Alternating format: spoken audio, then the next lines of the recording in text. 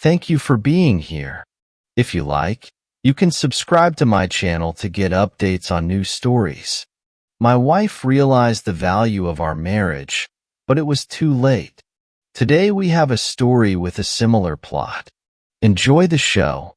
Travis Wesley was having the worst day of his life. It is not every day that your young and attractive wife, only 23 years old, announces that starting tonight she is going to start seeing other men. Travis sat silently behind the kitchen table, clutching a glass of monkey shoulder whiskey. He didn't touch the amber liquid for 10 minutes. He just sat there, staring straight ahead, not seeing, not hearing, but feeling immense pain inside. Travis knew that not even Alka-Seltzer could take away that pain. He had heard stories of other men's wives confessing to them that they were seeing other men, but he had always considered it nothing more than an urban legend. How could a wife think that her loving husband would approve of such a thing? Travis just couldn't believe that a woman could be so indifferent to her husband, so blatantly selfish in her desires. Of course, this happened on a Monday, but it was a good day at his company.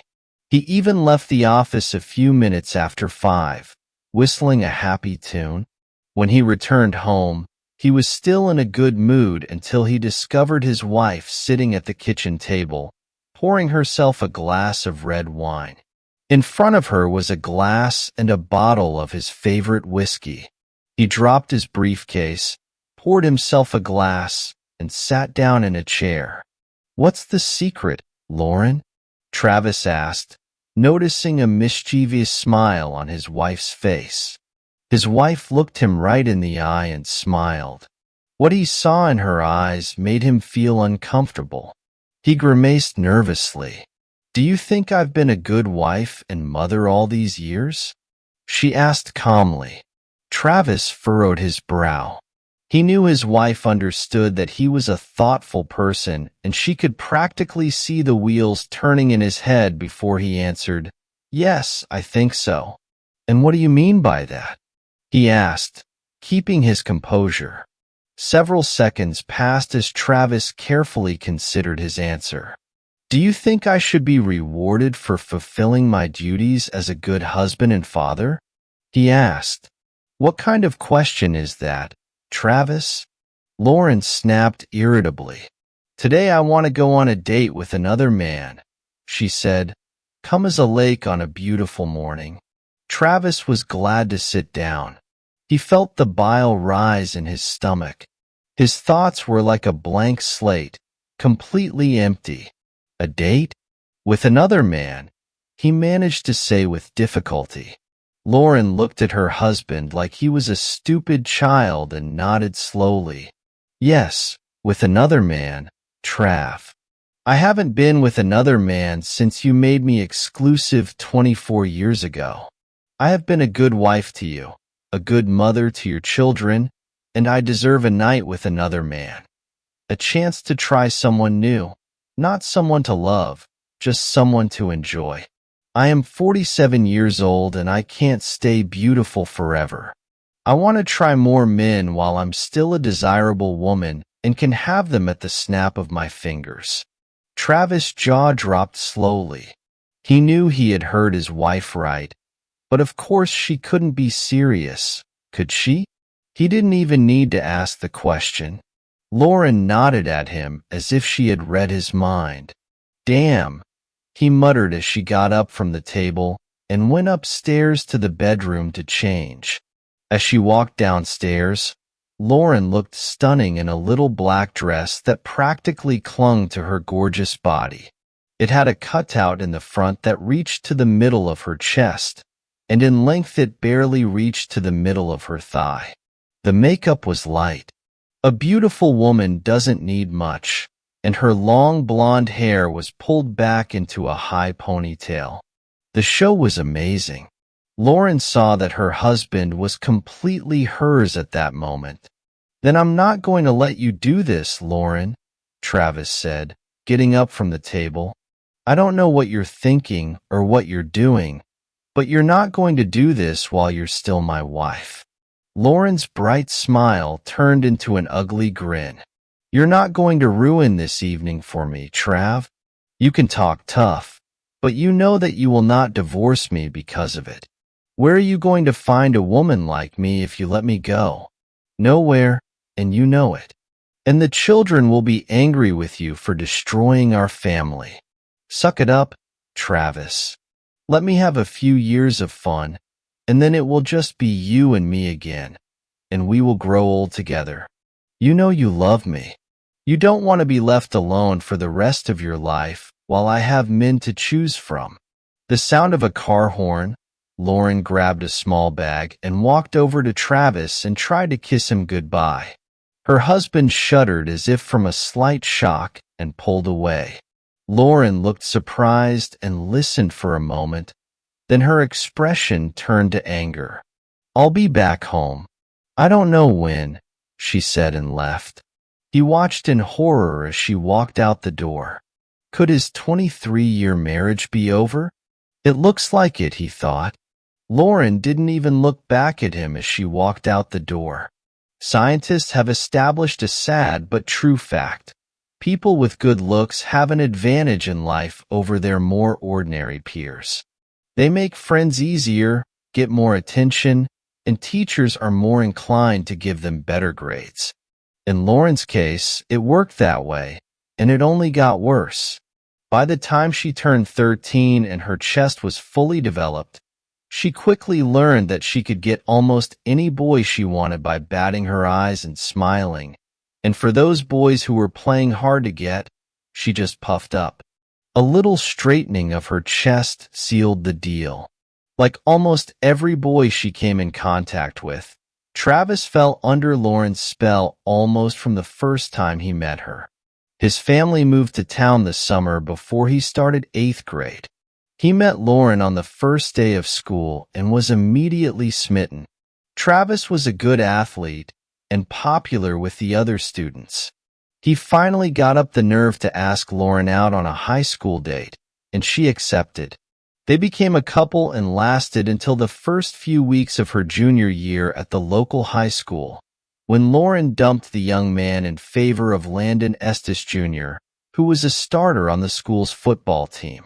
At the time, Travis was 5'3" and weighed 50 pounds, while Estes was 5'8" and weighed 186 pounds.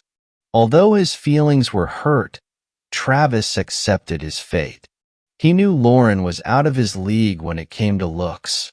Hell, most of the boys at school weren't in Lauren's league when it came to looks because she was dating a football player. She hung out with the popular kids at school. Travis was one of the faceless minions that roamed the hallways. He dated and befriended select students, but did not communicate with Lauren. Sometimes during his high school years, he noticed that the few times she met him face to face, she acted like he was a complete stranger. The first time this happened, he was angry, but then he learned to accept it. By senior year, Travis had grown 23 inches and gained 18 pounds. He was a handsome and athletic young man, but he was far from Lauren. Of course, few were. He came to the prom with his attractive but not spectacular girlfriend, and that night they gave each other their untouchables. Lauren was the prom queen, and her date was the prom king. Also had a night after graduation, but before this event she was sometimes far from untouchable. She was sometimes manipulated. Intimacy was always on the menu for any guy lucky enough to date Lauren. After high school, Travis attended Michigan State University to study accounting. During his 4 years there, he dated several girls, but never had a serious relationship. Lauren attended Central Michigan University and majored in marketing. She dated and slept with many men during her college years, including a marketing professor when she needed to turn an AB into an A. After years of being the object of desire, Lauren had become very skilled at the game. Coincidentally, They both got jobs in Grand Rapids after graduating from college. About a year after graduation, Travis and some of his coworkers were enjoying a Friday night at a popular bar and restaurant when Lauren walked in with two women. All heads immediately turned to look at the striking woman in the short green dress with the plunging neckline. Lauren barely noticed because at that moment, it was expected and she was used to it. Who is this goddess? Steve White croaked to the entire table of his colleagues. Without having time to think about his words, Travis reflexively replied, "That, ladies and gentlemen, is Lauren, the goddess and eighth-grade girlfriend of your humble servant." Every head at the table turned from the woman to Travis, many with open mouths. "Have you met her?" one of them asked incredulously. Travis winced in displeasure. He hated drawing attention to himself, any attention. "I was about 14 when we got to high school.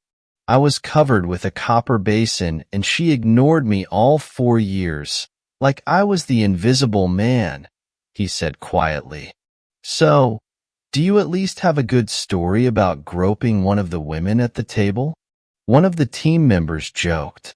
The whole team burst out laughing. This caused Lauren and her friends to look at each other for a moment. She thought she recognized one of the men at the table, but she wasn't sure. The trio sat down at a nearby table, with Lauren facing the table of the man she thought was familiar. "Dude, aren't you going to come over and say hi?" White asked. "Jesus, Steve, you're drooling." "Very unimpressive," said the first interviewer, Casey Jello. "She pretended not to know me for 4 years. I don't understand why she would remember me now," Travis said. Several heads nodded in agreement. Lauren continued to study the man, enjoying her food. Then she snapped her fingers and pointed at the man. "That's not good, Lauren," one of her friends said. "Pointing at someone in a restaurant could get you hurt." She completely ignored her friend's comment. "I'll be right back," she announced. "I have to say hello to an old friend." Lauren practically jumped out of her chair and walked over to the table where Travis was sitting. "Trav, hello.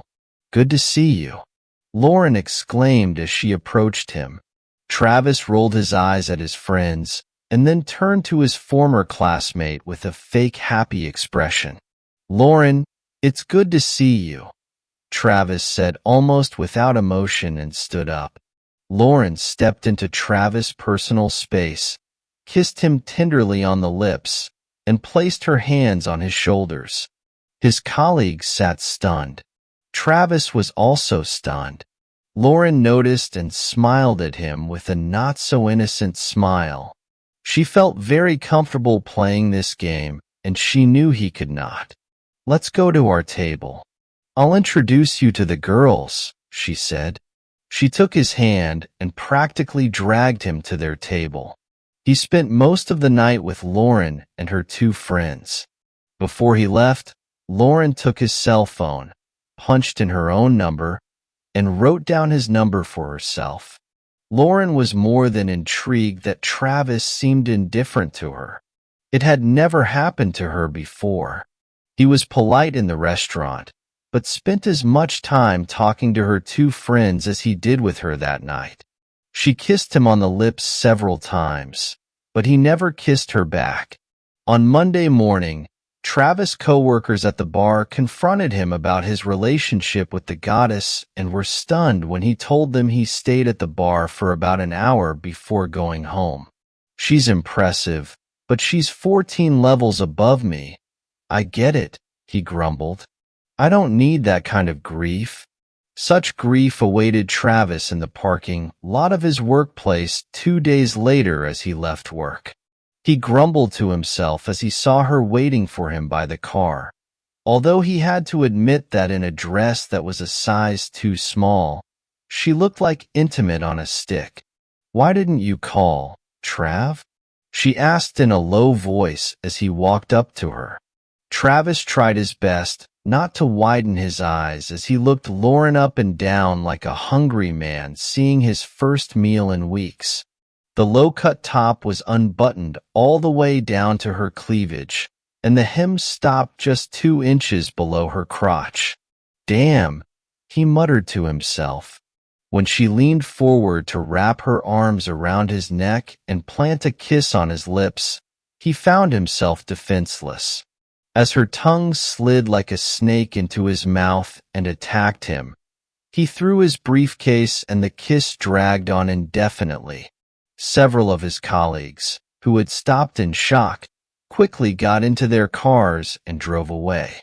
They drove to a restaurant some distance from downtown and ate happily, although Lauren spent most of the meal tugging at the bottom of her dress.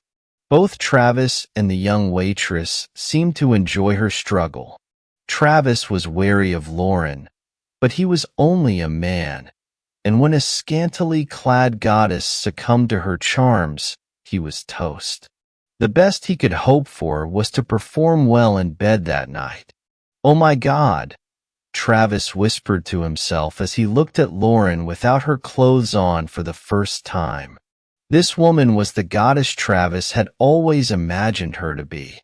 If this was going to be his one and only chance to give it his all, he had to make sure he didn't miss his surf because lust would take over his emotions. Having had their fill, they lay face to face and looked into each other's eyes. Lauren smiled weakly. "Looks like I really messed up a few years ago," she whispered. "You have amazing abilities. Who would have thought? If I'd only known, we'd have lost several years, Trav." Lauren knew what was happening when it was right in front of her. Although Travis wasn't in her league when it came to looks, he was still handsome, fit, and from the looks of it, had a good career ahead of him. "He's also very good in bed," she thought, though she said nothing. Despite the fact that Travis had doubts about this woman, mostly related to her self-esteem, their relationship gradually improved. Her beauty was obvious, but he was slowly falling in love with who Lauren was.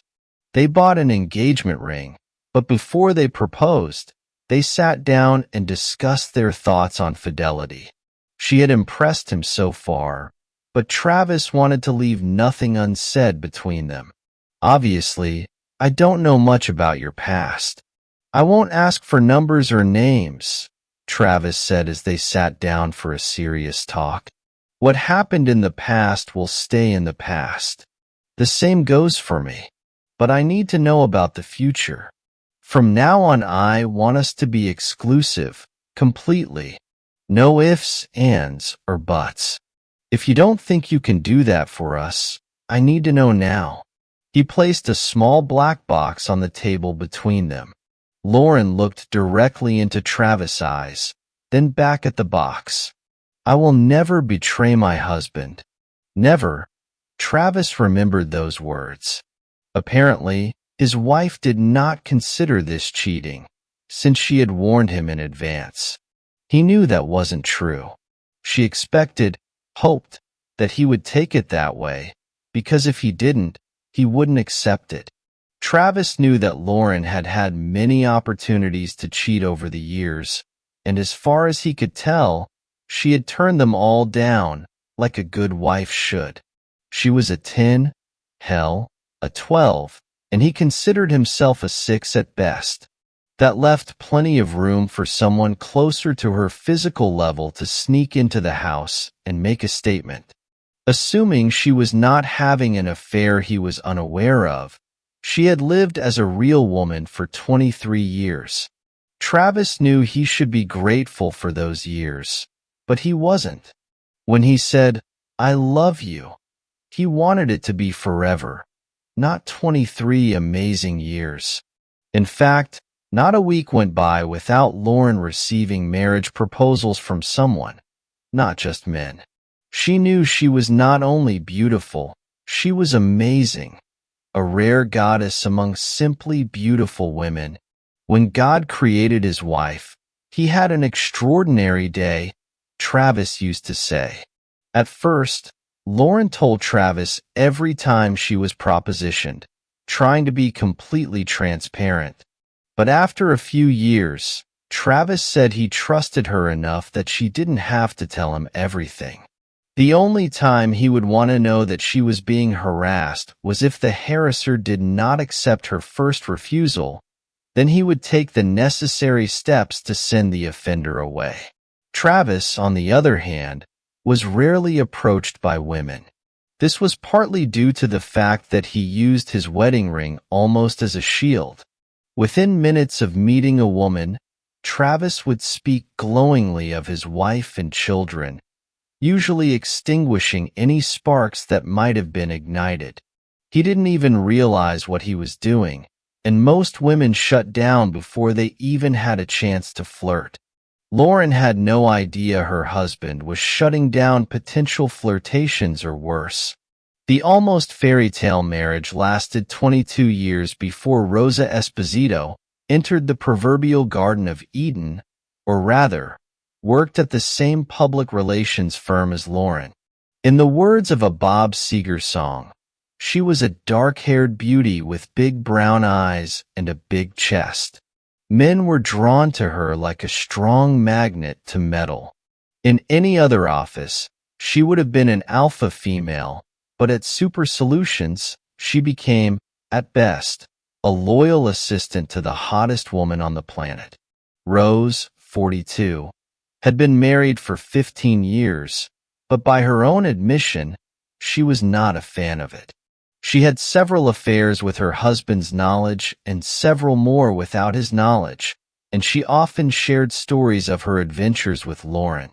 She was a very good storyteller, and in her stories, the intimacy with most of her lovers seemed fantastic. So you haven't tried anyone since you got married? You're just a rock woman? But I don't think you don't want to, Rose said one day at work during a coffee break. Well, I'm not saying I'm not curious, but I would never cheat on Travis, Lauren said. Over the past few months, Lauren had noticed that she didn't feel like she was getting as much attention from men in bars and restaurants as she used to. More than once, she noticed that the looks that used to be directed at her were being received by younger women, and she began to doubt her ability to visually attract, let alone play the what-if game. What if your husband lets you try? What then? Rose asked. Lauren's face showed that she had never considered such a scenario before. The wheels in her head were spinning like crazy. I guess if I had permission, it would be a whole different story, Lauren admitted with a mischievous grin. Have you ever thought about asking permission? Rose asked. You know, anything worth having is worth asking for. Lauren had never thought of that before. Her face lit up, then went dark. He will never give me permission. Never, Lauren said. Should I do everything for you? Rose asked. Unspoken permission, tell him, and then take what you want regardless of his answer. Tell him that he loves you enough to let you do this, that you can get through this because it has nothing to do with love, that you only love him. Travis was awakened by the sound of a car approaching the house. Looking at his watch, he realized it was a little after 3 in the morning. A glance at the bottle of Woodford Reserve showed that he had drunk about half of it. Great night, huh? He quipped to Lauren as she walked through the front door. Travis looked closely at the cliché his wife had become. Her hair was combed but tousled. Her makeup was missing. Her clothes looked rumpled. She didn't look remorseful. She looked smug. I could say the same thing about you, she hissed. You didn't have to wait, you know. I am going to sleep, and you may be, but never again in this life with you, he snapped back. Lauren gave him a look of disgust and walked up the stairs. Travis poured 3 more fingers of bourbon into his glass and went back to watching ESPN. He spent the night in his folding chair, half sitting, half lying, his stomach growling. Around 9, he finally got out of his chair and made himself breakfast. As he ate, he heard the shower in the master bathroom turn on. Under normal circumstances, Travis would have expected his wife to come downstairs in a robe and with her hair wrapped in a towel. This morning, she hadn't come down for an hour, and when she did, her hair was dried. She was dressed and made up, looking impeccable as always. He expected nothing less. "Did you happen to leave me some food?" she asked. "I made a big pot of coffee, but you cooked the food yourself. And since you're dressed at home, I think now is the time to talk," he said categorically. Lauren was surprised at how unemotional Travis seemed. She had expected him to be frothing at the mouth and irrational, which would make him easier to manipulate. Rational Travis would make the conversation much more difficult, she thought to herself. "Don't you want to know about last night?" she said quietly. Travis detected a hint of superiority in her tone. Does she really think he wants to know how he was betrayed? Hardly. "I want to know how you see our marriage moving forward," Travis said, his voice no louder than hers. "As I said yesterday, I intend to try several other men over the course of several years. Just intimacy, no love. I only love you, but I want to try a few more men while I still have the looks and the body. I gave you everything for 23 years and never thought of cheating. I want the thrill of the unknown. You're wonderful in bed, but I want to change. Well, have some other experiences for a while, and then you and I will ride off into the sunset together. And I will be grateful to you for this experience, and will spoil you exclusively for the rest of our days," Lauren said. Travis listened intently as Lauren spoke while she prepared toast and jam for his coffee. He thought the way she buttered her toast while talking about the most important things in his life was rather dispassionate. He had so many questions. "Is this all because you want to change? Am I not enough for you?" he asked creakily. She started to answer, but he interrupted her. "So you want to live in an open marriage for a few years, and then return to monogamy sometime in the future? Does that mean I can date other people?"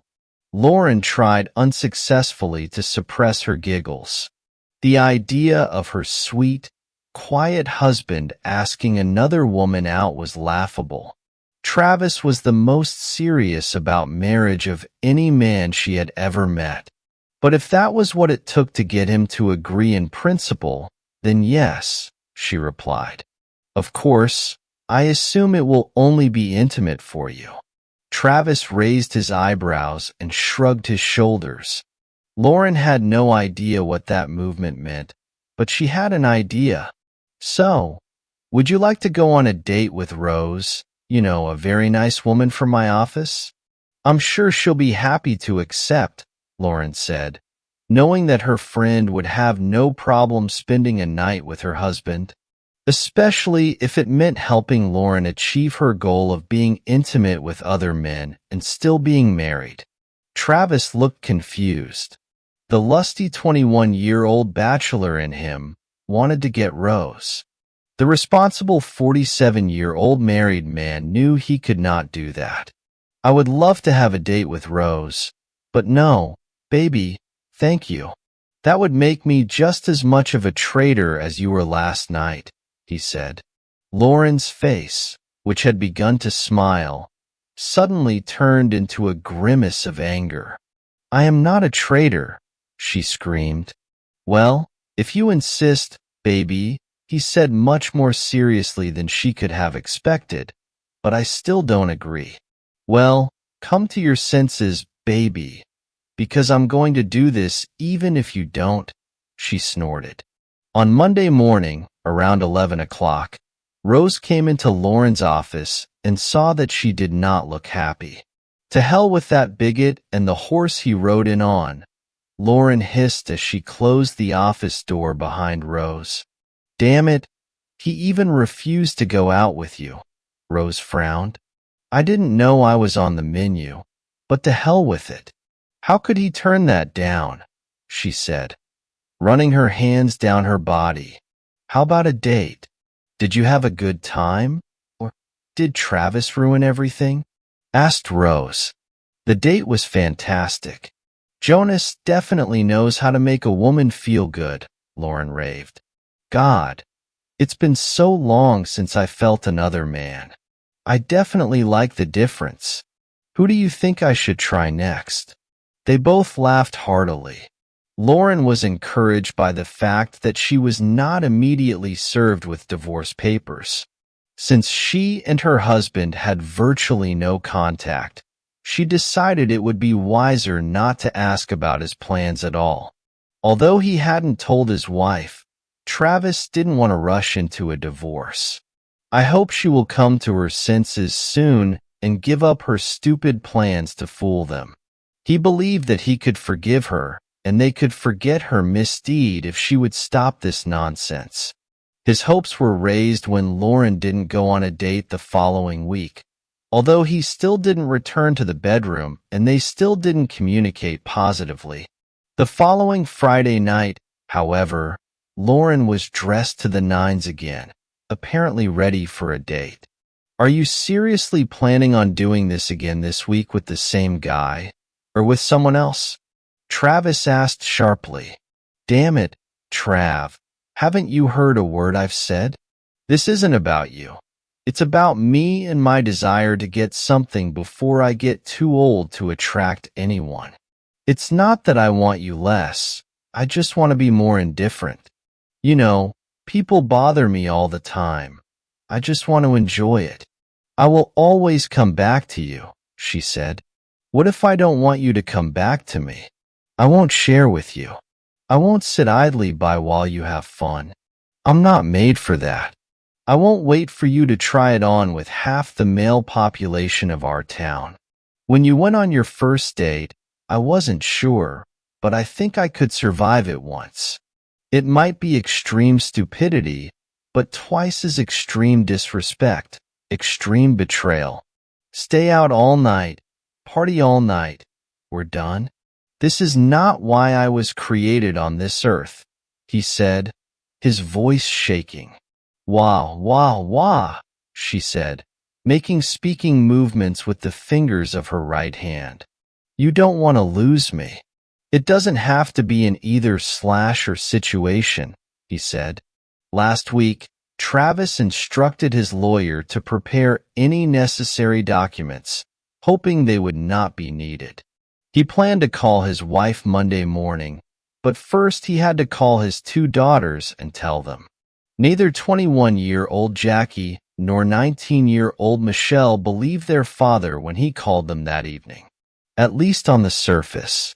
But after talking to both of them, he realized that his eldest daughter might have had more than a hunch that something was wrong.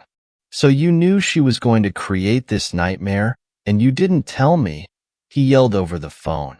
Don't you think I deserve to know what's going to happen? Please, Daddy, I was in a very difficult situation. One of you would not be happy with me no matter what I did. Besides, it's her body, not yours. And if she wants to share it, stop, do not continue, Travis shouted. I understand that she put you between us, but don't tell me that she can do whatever she wants whenever she wants because this body is hers. We took vows, the oath, to stop talking about her body, he continued. I understand, but, she muttered briefly and then fell silent. Damn, baby. I'm sorry, Daddy, she whispered. When Lauren walked through the door at 2 a.m, Travis was nowhere to be seen. Even though she had arrived an hour earlier than her previous date, she looked a little shabbier. Gabriel Esposito was a big, strong man with great physical strength, perhaps the strongest Lauren had ever encountered in bed. By the end of the evening, she could barely move. She knew that by tomorrow she would probably have a few bruises from his grip. All in all, it was a great night. she thought. She could enjoy Gabriel some other time. Lauren was shocked and embarrassed when she was served with divorce papers at her office on Monday morning. She burst into tears and ran to the ladies' room. A few minutes later, when she heard the noise, Rose appeared. "You should have known he would at least give you the papers," Rose said. "You really hurt him, baby. This is his way of getting back at you. An eye for an eye. Men are such children. He's trying to get you to force things. He's not going to give up his 23-year marriage and half his worldly possessions. Give him a week to be alone and he'll come crawling back," she said, trying to comfort her. Straightening up, Lauren returned to her desk, picked up her phone, and immediately dialed her husband's number. "How could you do this to me? In the office, in front of everyone. I know you're hurting, but I deserve better, Trav," she practically yelled into the phone. "After 23 years, don't I deserve better than you unilaterally deciding to open up our marriage? If I wasn't right for you, couldn't you have just warned me and we could have parted ways like civilized people?" Travis said, "I don't want civility. I don't want a divorce. I still love you. You still love me," she cried.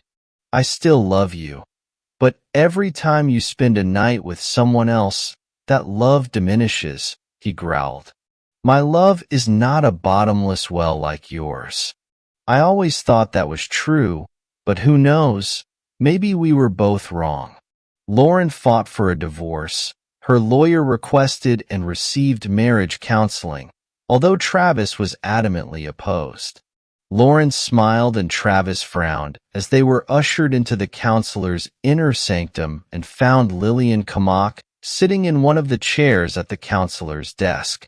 Data on marriage counselors show that most believe their job is to reconcile divorcing couples, and female counselors seem to be biased in favor of women. The counselor began. "Let's start by correcting the misconceptions. Let's start with the easiest one, Mrs. Wesley. Did you really tell your husband that you were going to date other men for a few years?" Travis tried his best not to let the counselor see his smirk. Lauren tried her best not to let the counselor see how shocked she was.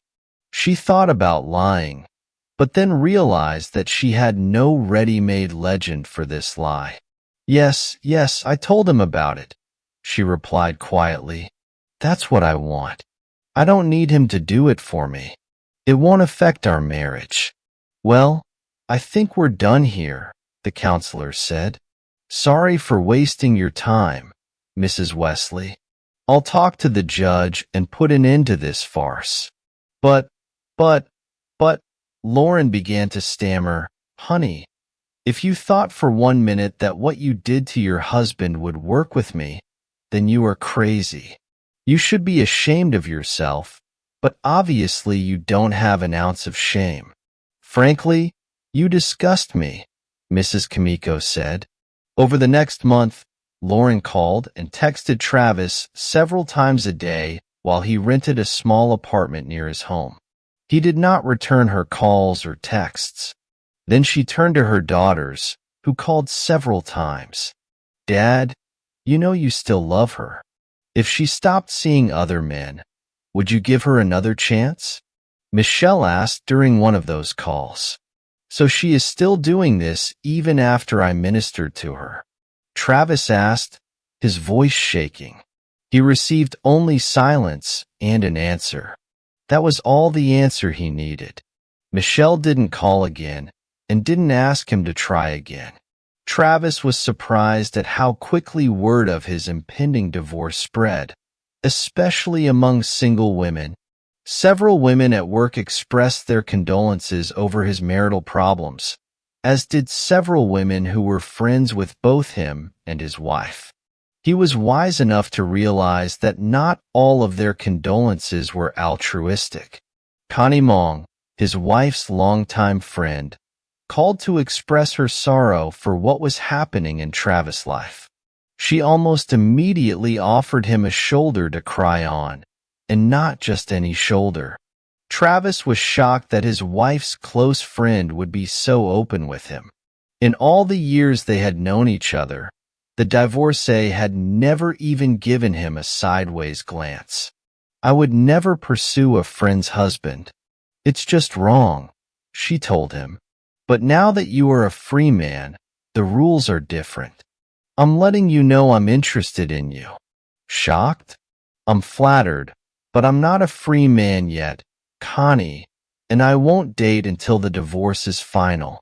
I know I'm stupid, but I won't cheat," Travis said. "You're such a Boy Scout, Trav. That is one of the things I like about you.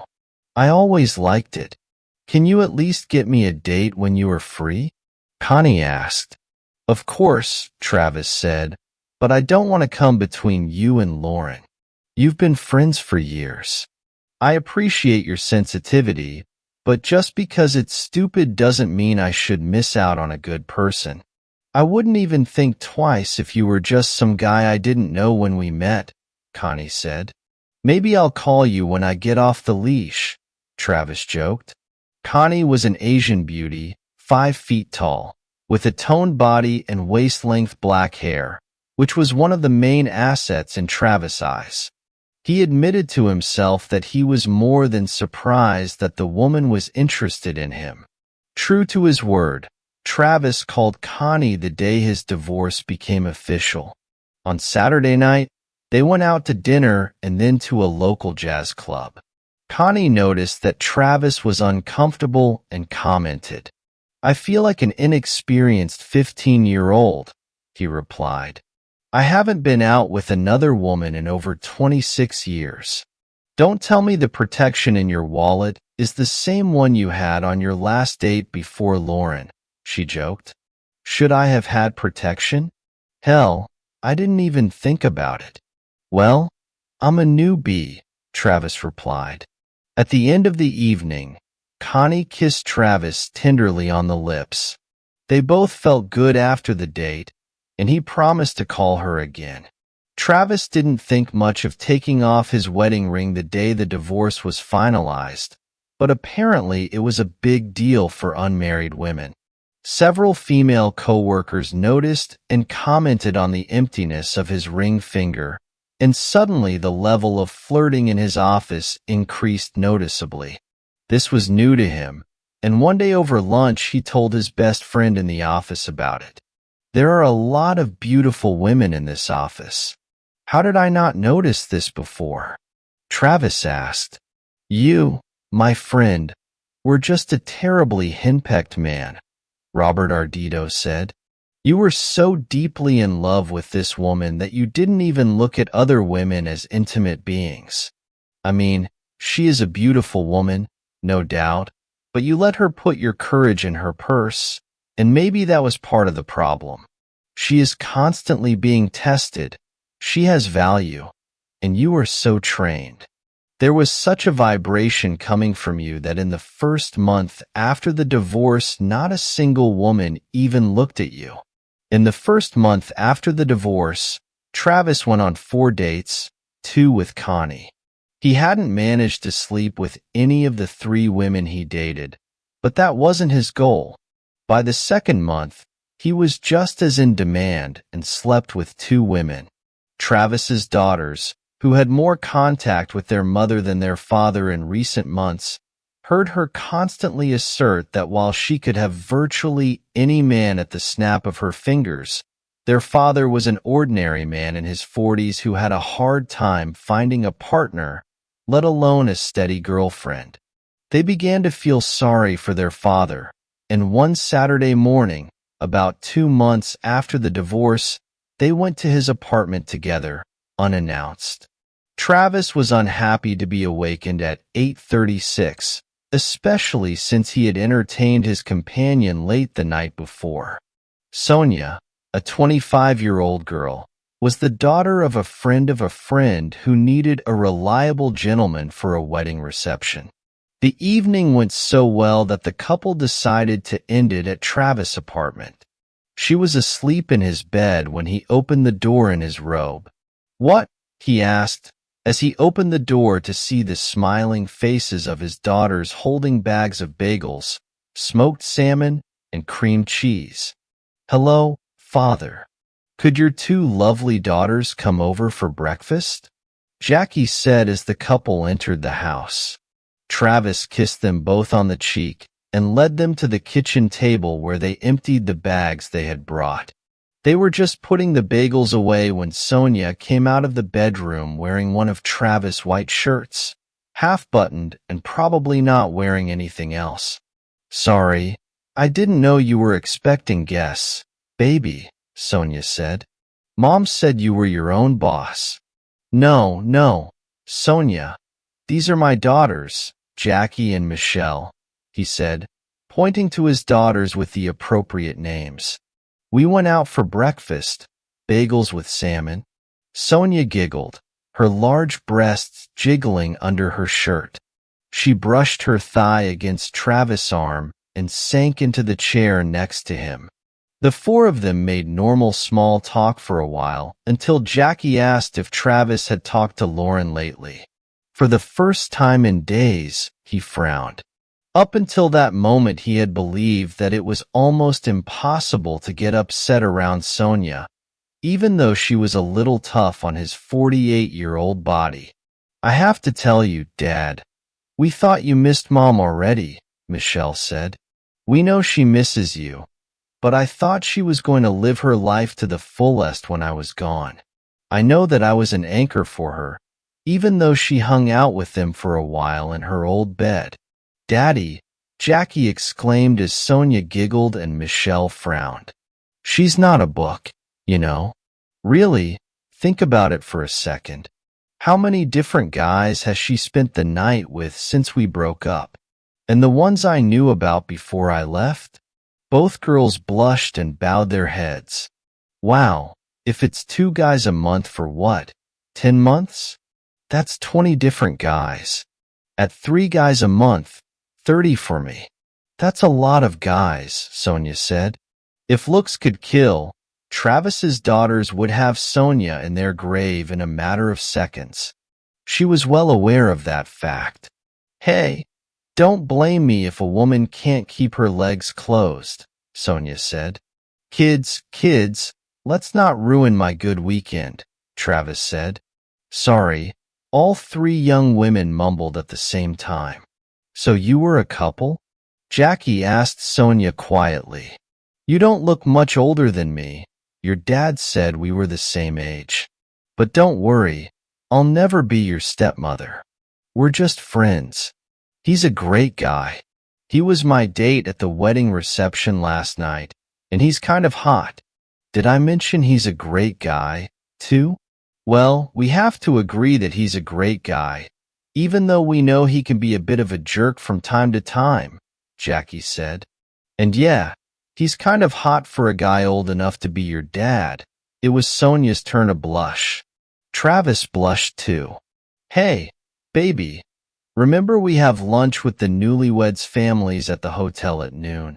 I need to take a shower and grab some clothes from my apartment before we go," Sonia said. Both daughters rolled their eyes at their father. "Mom, she's my age," Jackie told her mother over lunch a few weeks later, and it didn't look like a one-time thing. They spent quite a bit of time together. They enjoyed each other's company. "I don't think he's going to be crawling to you anytime soon, Mom." "No, you just caught him on a lucky day. He was probably helping a friend's child and got lucky. She's probably a girl of easy virtue who will have intimate relations with anyone. Your dad is a great guy, but he's no stud, Jackie." Jackie raised her eyebrows at her mother. "You always seemed happy with him until you told him you were leaving him. Why didn't you just cheat on him without telling him? Wouldn't that be easier? You could have your cake and eat it too." "That would be cheating, Jackie. And if he caught me, well, we would break up." After telling him about it, I wasn't cheating and was sure he would give me what I wanted when he realized what exactly he was losing. I have to admit that I did not expect a divorce. I never thought he would have the guts to do it, Mom. I think you mistook love for weakness, and somewhere along the way you decided that everything depended on you. Was it all worth it? For the first time, Lauren's face showed the stress of what she had to endure from Rose's lips. Everything sounded so much better than it actually was. She couldn't tell her daughter that the intimacy was normal, but no, it wasn't worth it. She also couldn't tell her daughter that she never thought Travis would do anything but sit around and pine for his beautiful ex-wife.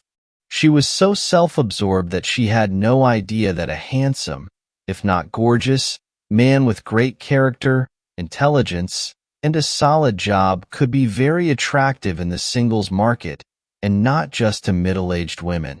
She knew that after the divorce, her ex-husband had dated several women, including her old friend Connie, and now a young woman of simple virtue, the same age as her oldest daughter.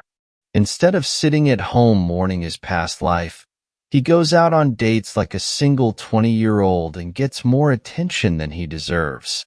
She didn't tell Connie when she found out her friend was dating her ex for the first time, thinking it was some kind of pity date, but the second date was completely unnecessary, and she told Connie privately in a rather loud tone, "I thought we were friends, Connie. You should be on my side. We girls are supposed to have each other's backs. But he hasn't done anything wrong to you, Lauren, and he's a good guy. Great. He is everything I want in a man. Why don't I go out with Trev? Hell, women are lining up to date him. He's prime AGB off the hook, girl, and he's a great gentleman and great in bed too. I will go on a date with him anytime he asks me out. How could you turn down a man like that?" Lauren stared at her friend in silence, her mouth agape. She was just beginning to realize that her mistake was growing by leaps and bounds. She loves Travis and hates coming home to an empty house at the end of the day. She hates sleeping alone at night. Travis, of course, could not have imagined that his life would become so exciting. He would be quite happy if his old boring life stayed the way it was, but otherwise, life suits him quite well. The work is good, the social life is great. He enjoys being with several women of different ages, and most of his dates end in bed. He's certainly not looking for a long-term partner at the moment, but he's certainly enjoyed this smorgasbord. There's more to life than being married to a beautiful woman. Marla Goodling, shoulder-length silver hair streaked with purple in a ponytail, emerged from a hole in the back of her Chicago Go Cubs baseball cap. Her blue Cubs t-shirt hugged her ample chest, and her light blue Levi's clung to her figure. Despite being 60 years old, she drew more than her fair share of stares in the left field bleachers at Wrigley Field. One of the people looking at her appraisingly was the man she was with, Travis Wesley, the ex-husband of one of her longtime employees, Lauren Wesley.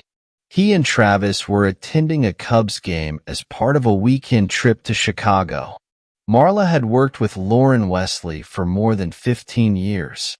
"I met Travis at several company events where he accompanied his then-wife, and I always found him to be a handsome and pleasant guy," she thought to herself.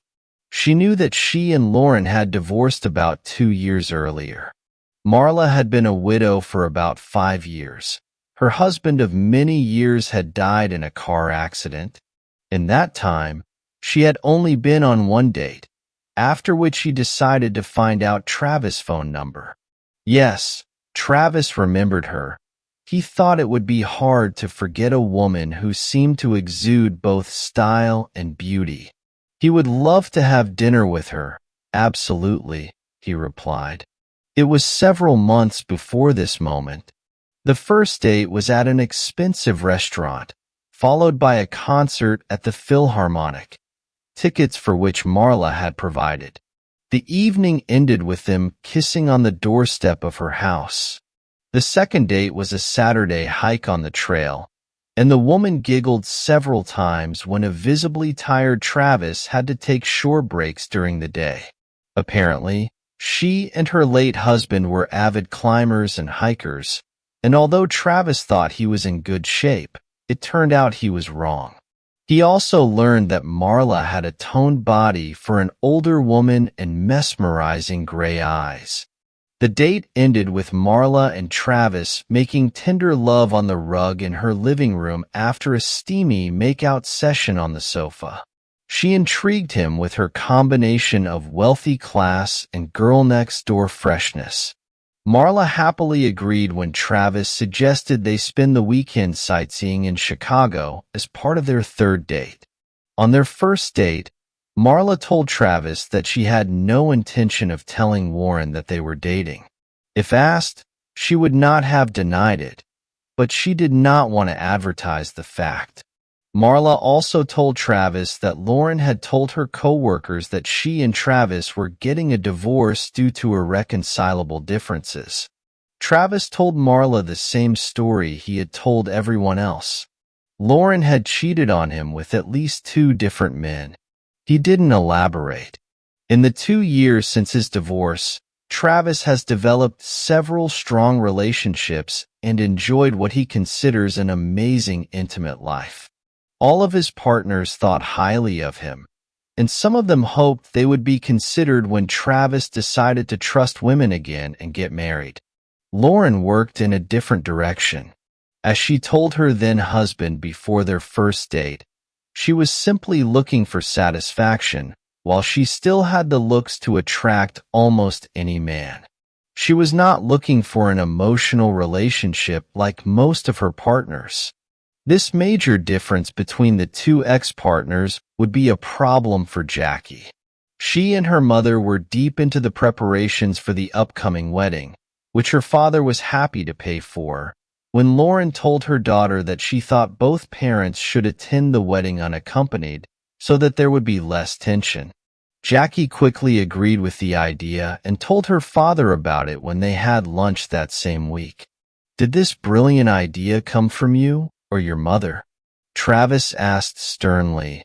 "I plan to bring a lady with me. I'm paying for this vacation, and I'm going to have a lot of fun with the one I bring. Hell, I've been taking dance lessons for about a year now, ever since you announced your engagement. Have you been taking dance lessons seriously just for my wedding?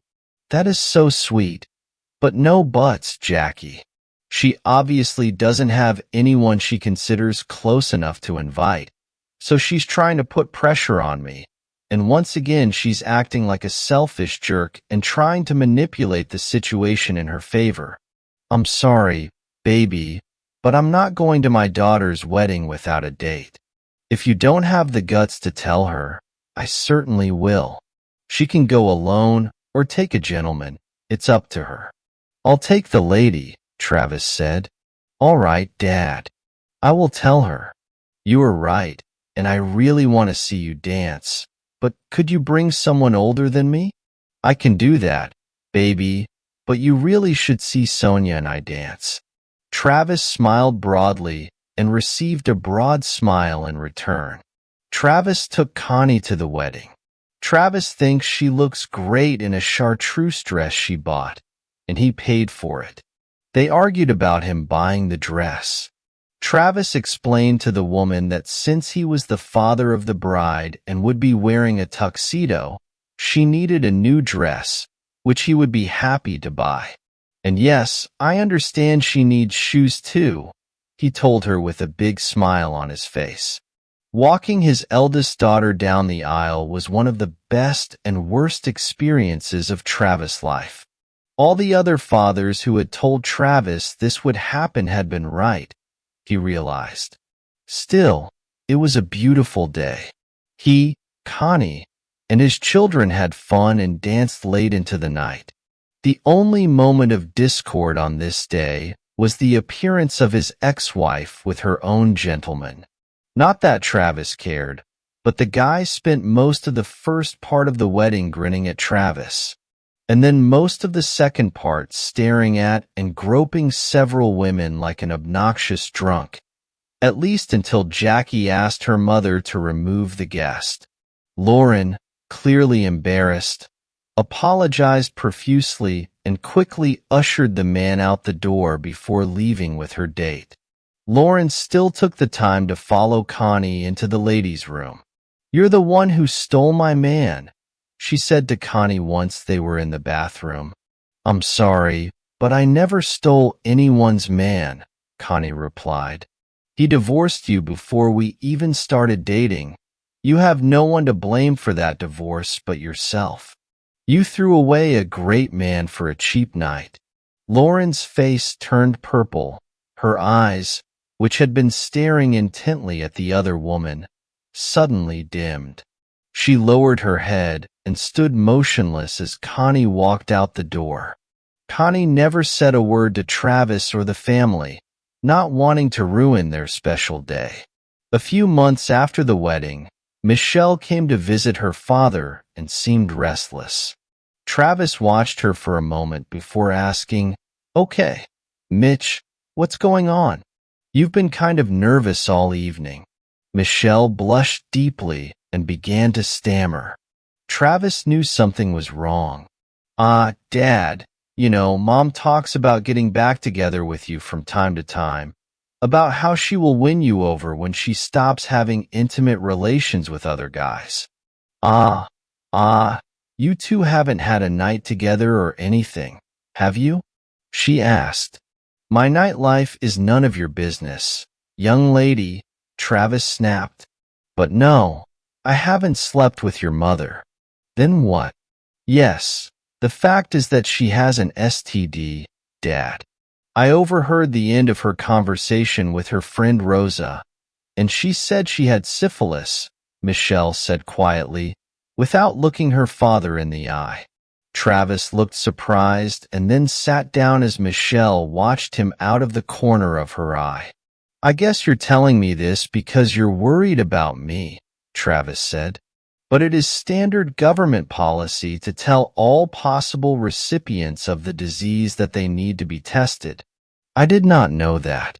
I was just worried about you, Dad," she said. "I know Mom is still sleeping around. Some of my friends have warned me that she is quite promiscuous. It's always awkward when a friend tells you your mom isn't perfect." A few days later, Travis received an uncomfortable phone call from Mara.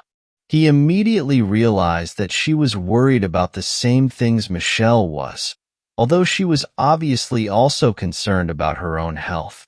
"If you're wondering if I slept with my ex, the answer is not only no, but hell no," Travis said. "Believe me, Mara, I understand your concern, but I can't help the fact that my ex is a scandal. The scandal is the nicest thing I've heard about her in a long time. For the past few months, her activities outside the home have been the subject of gossip on the sidelines. It seems like the longer she's single, the more she loses her guard," Mara said. Lauren used her STD as a starting point in her plan to get Travis back. She was satisfied that she had had enough men to last the rest of her life. 6 months after the doctor said she was cured, she began a plan to get Travis back. She was still somewhat resentful of Travis for divorcing her the first time, which was not her original plan. This plan might have worked if other women had not started chasing Travis. Lauren had no doubt that she was a sweetheart. She hadn't expected Travis to be so attracted to other women. "I know he's a great guy, but can't these women see that he's nowhere near my level of intimacy?" she said to Rose one day as the two women sipped margaritas at the bar, waiting for their dates for the evening. Rose pressed her friend on her current lifestyle. She knew Travis was quite handsome, but she underestimated the depth of his personality. Since he always obeyed his wife, she expected Travis to just sit around and mope while his wife had fun with other men. Who knew Travis had such an inner core? Lauren and Rose had been keeping an eye on Travis ever since Lauren had given him the ultimatum. And in truth, it turned out that his post-divorce life was almost as intense as Lauren's. If Lauren had been more honest with herself, she might have admitted that her ex-husband's intimate life seemed much better from an emotional standpoint. Travis was more than surprised by the voice on the other end of the line. He hadn't spoken to his ex-wife in almost 2 years. One of his daughters must have given her his new cell phone number. He didn't forbid her to do so, but he said he didn't think it was necessary to ever speak to her directly again. "Hi, Trev," she purred in her sweetest tone. "I think it's time we talked. I thought we weren't supposed to talk until Mal got married, but since that's not yet the case, maybe we'll go back to silence," Travis said. "Still the same Travis, still trying to deny that you love me. But you know what? You do love me. You know you want me back. Still the same Travis," she replied. "You still think everything is about you. Look, Trav, I know you're still mad at me, but I really love you. I probably should have just cheated on you and kept you in the dark, but that would have been cheating. It was still cheating, Lauren. Just because you told me you were going to do it doesn't make it any less real. You did it because you thought I would never give up on you. Do you think I'm that pathetic, Lauren?" Travis said, "I know you think you're a 10, hell, a 12, but more than that, you're beautiful. I don't have to live in your shadow, as the last few years have shown me. I am not just the husband of one beautiful woman. Other women want what I have to offer and are willing to pay me back emotionally. My last few years have been absolutely wonderful. Why would I want to spend another day with a selfish woman who clearly doesn't respect me and, no matter what she says, doesn't love me the way I loved her?" Loved her, in the past tense. After disconnecting, Travis put the phone down and turned to the woman next to him. "Are you ready for round 2? He asked Sonia. Sonia eventually found her soulmate and married him. But Connie and Mara continued their relationship with Travis. He fell in love with both of them in his own way, but never married them again. They also loved him in their own way, and both women accepted the relationship together. A few years later, they were both invited to his second daughter Michelle's wedding to Travis. This did not sit well with Lauren, who did not invite her boyfriend to the wedding. She complained to her daughter, but Michelle did not support her. "After me, Jackie and her family, Connie and Mara are the 2 closest people in the world to Dad," Michelle replied. "They loved Dad for who he was and put him above their own selfish interests, which not everyone can say about themselves. He was yours, and you left him for something more intimate. Why? Simply because she was afraid of getting old and thought he had no other options, then he would never give you up for anything or anyone. Travis was happy with his life, even though it wasn't his first choice. He was leaving a situation he found unacceptable. Lauren's life was not one of loneliness and regret. After all, she was still a beautiful woman, and beautiful women often just have to show up for men to start hitting on them. Lauren was often approached and had a number of short-term relationships, but none of them developed into anything long-term. Looking back, Lauren had to admit that she regretted telling her husband that she was leaving him, just because she still couldn't come to terms with the fact that Travis had given up on her so easily. How could she have miscalculated so badly?